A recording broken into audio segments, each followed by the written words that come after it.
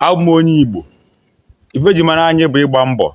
Ya bụ na ebe ọbụla anyị gara, anyị na-work very hard to survive. Ebe ọbụla anyị gara, anyị na-akọ nka. Ya mere gaa America, gaa UK, gaa mba dị iche iche n'ụwa. Ọ bụrụ ifu bụ onye Igbo, ị maa na erutebeghị ebe ị na-aga. Ndị Igbo, ife ji mara ha bụ ịgba mbọ. Ya na ikwurusike n'ihe a na-eme.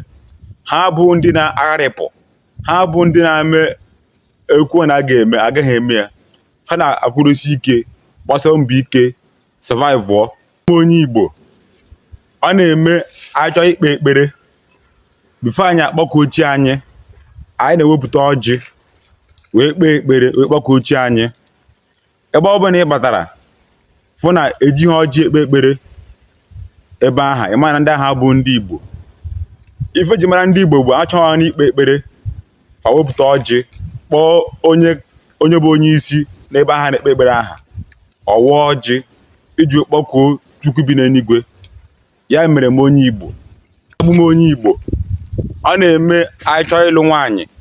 Before anyị ebido ịlụ nwaanyị, anyị ga-ebu ụzọ ka mitie nne na nna nke nwaanyị, gbaa nke nwaanyị ihe.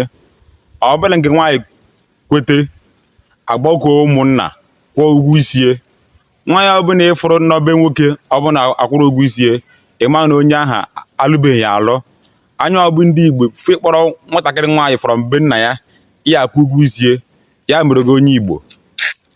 Ụmụ onye Igbo, ọ na-eme nwaanyị mụọ nwa, nne ya abịa ọmụgwọ iji wee kutere nwa for 3 months. Ọ bụrụ na ọ gawa ọmụgwọ aha, ọ ga-ewekọ ihe iji wee fụ olitere nwa ya nwaanyị aha mụrụ nwa na be die. Ọmụgwọ ọhụụ na-aga so wee mee onye Igbo, maka ọdịnala dịkwa na omenala na nwaanyị nwa ya mụrụ nwa ga-aga ọmụgwọ. O so wee mee onye Igbo.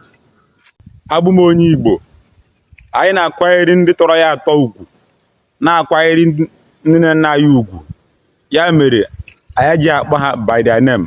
For example, Papa Emeka, sir. Ya mere m onye Igbo.